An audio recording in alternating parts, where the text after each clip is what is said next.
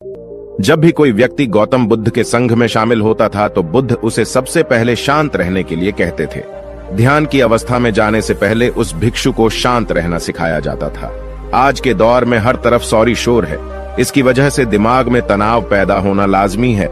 ऐसे में अगर आप हर रोज कुछ देर मौन रहने का अभ्यास करते हैं तो इससे आपके तनाव पैदा होने वाले हार्मोन के लेवल में कमी आती है। इससे आपका दिमाग शांत होता है, गुस्सा नियंत्रित रहता है और तनाव बढ़ाने वाले हार्मोन्स का लेवल घटता है। आज के इस वीडियो में हम जानेंगे कि किन मौकों पर हमें शांत रहना है और किन मौकों पर हमें बोलना है और शांत रहने से हमारे अंदर क्या बदलाव आ सकता है। दोस्तों, संध्या काल का समय था। गुरु अपने सभी शिष्यों को बुलाते हैं और कहते हैं, कल सुबह सब लोग नदी में स्नान करने के बाद तुरंत हमारी कुटिया के सामने उपस्थित हो जाना। सभी इसी से हैरान रह जाते हैं कि हम लोगों ने कुछ गलती की है क्या, लेकिन गुस्से से यह कहते हैं कि हो सकता है कि गुरुजी कल सुबह कुछ अच्छी बात बताने वाले हैं। सब लोग रात को सही समय पर सो जाते हैं और सुबह उठकर सभी लोग नदी में स्नान करने के बाद वापस गुरुजी के सामने उपस्थित हो जाते हैं। गुरु कहते हैं, आज हम तुम सबको चुप रहने के फायदे के बारे में बताऊंगा।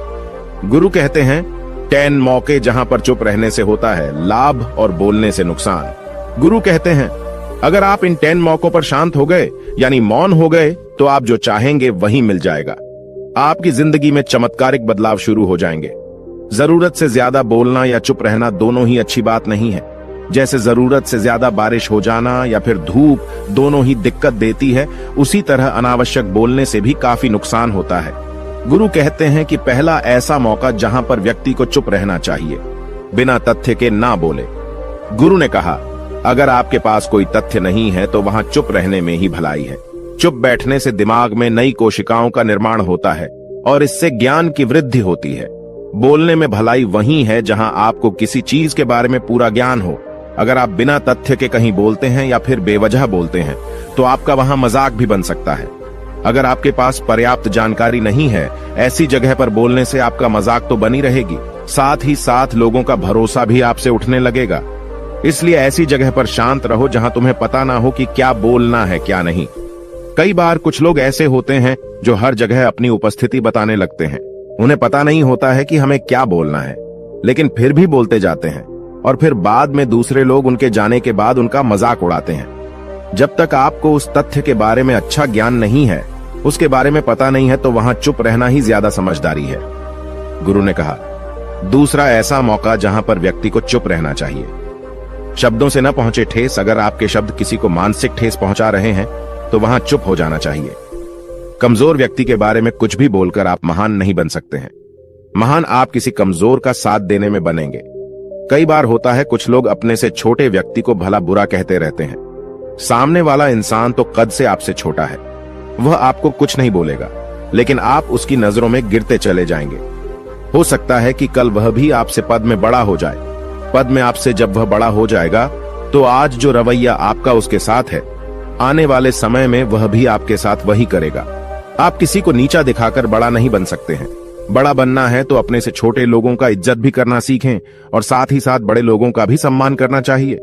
लोगों को लगता है कि अगर वह अकड़कर बोलेंगे और सामने वाले को नीचा गिराने की कोशिश करेंगे तो वह बड़े बन जाएंगे, तो यह उन सब की भूल है। बड़े होने की बजाय आप उनकी नजरों में गिरते चले जाएंगे।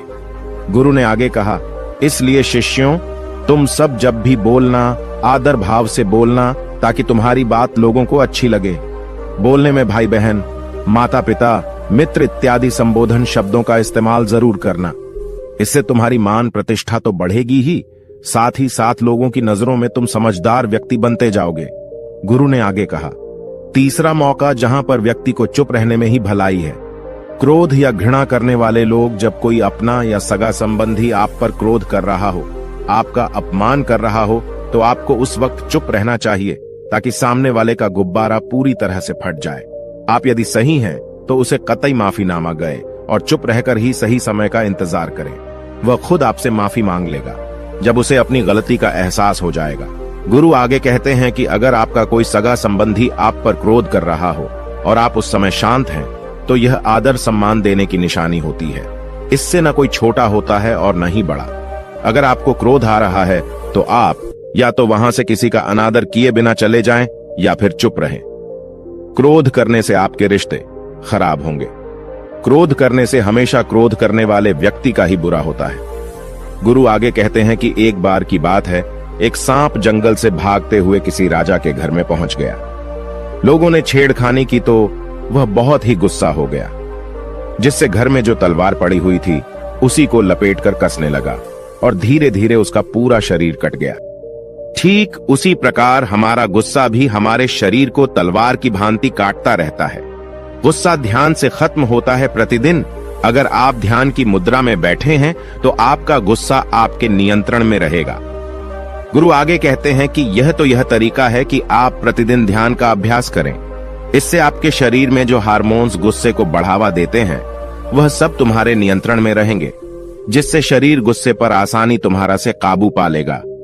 लेकिन एक तरीका यह भी है कि जब भी आपको गुस्सा आए तो आप यह समझने का प्रयास करो कि क्या मेरा गुस्सा जायज है या नहीं। हमें वहां पर बोलना चाहिए कि नहीं। जब आप खुद इस बात का आकलन लगा पाएंगे तो आपको खुद पता चल जाएगा कि हमें गुस्सा करना चाहिए या नहीं।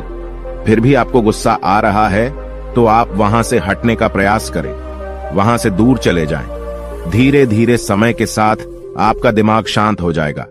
गुरु ने कहा, चौथा ऐसा मौका जहां पर इंसान को बहुत ही समझदारी के साथ काम लेना चाहिए, वहां पर आपको चुप रहना ही चाहिए, जहां पर उस मुद्दे से आपका कोई संबंध ना हो। अगर आपका किसी मुद्दे से कोई संबंध ना हो तो वहां आपका चुप रहना बनता है। बिना किसी वजह अगर आप दूसरे के मुद्दे पर बोलेंगे तो यह आपके लिए अनिष्टकारी होगा। इसमें केवल और केवल आपका ही नुकसान है। जल्द ही आप किसी दो लोगों के बीच हो रहे विवाद में जल्दी अपनी टांग न डालें। अगर सामने वाला आपको बुला रहा है अपना झगड़ा शांत करवाने के लिए तो ही आप वहां पर जाएं। किसी की व्यक्तिगत जिंदगी में दखल अंदाजी नहीं देनी चाहिए जब तक कि वह व्यक्ति आपको नहीं बुलाता है।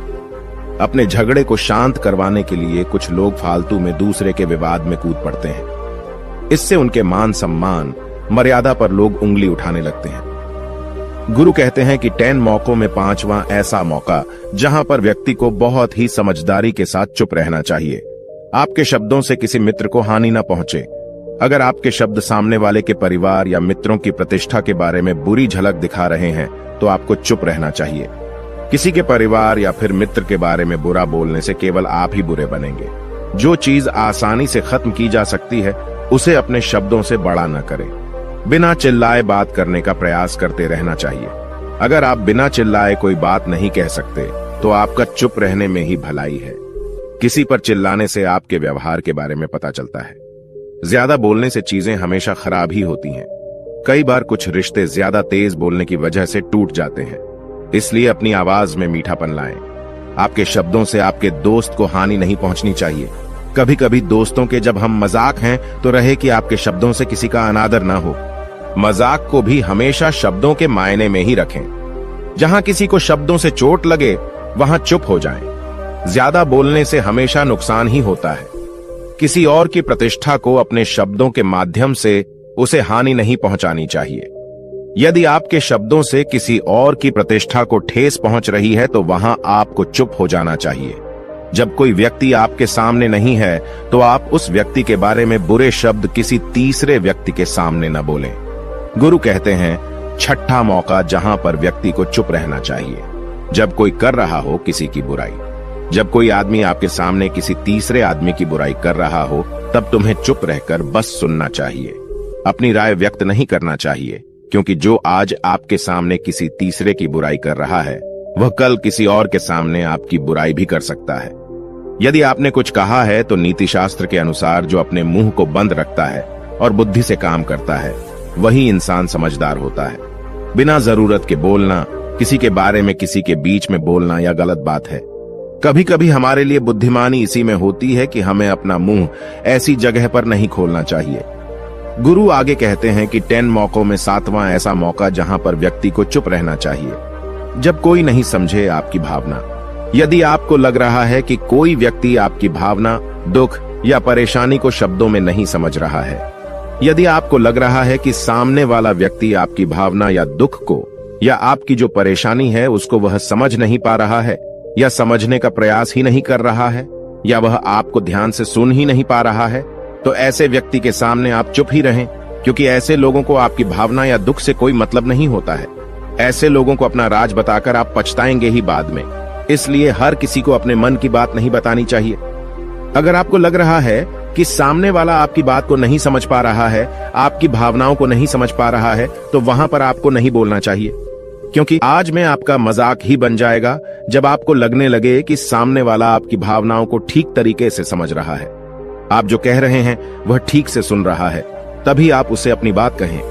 गुरु कहते हैं कि 8वां मौका जहां पर आपको चुप रहना चाहिए, जब कोई इंसान अपना दुख व्यक्त करे। यदि कोई इंसान अपने दुख या परेशानी को आपको बता रहा है, तो इसका मतलब यह है कि वह आपको अपना समझ रहा है। ऐसे में तुरंत ही उसे समाधान बताने के बजाय चुप रहकर उसके दुख या समस्या को सुने। उसके दुख या समस्या को किसी और को न बताएं। वह इसलिए नहीं बता रहा है कि उसकी समस्याओं का समाधान कर देंगे, बल्कि वह इसलिए भी बता रहा है कि सामने वाला उसकी बात को समझ रहा है। कई बार बताने से दुख कम हो जाते हैं। आपको अपना दुख इसलिए बता रहा होगा कि उसे लग रहा है कि आप उसकी बात को समझ रहे हैं। दुख बांटने से कम हो जाता है। इसलिए जब कोई व्यक्ति अपना दुख आपसे व्यक्त करे, तो आप चुप मारकर उसकी बात को बहुत ही ध्यान से सुने, ताकि उसके दुख कम हो जाएं।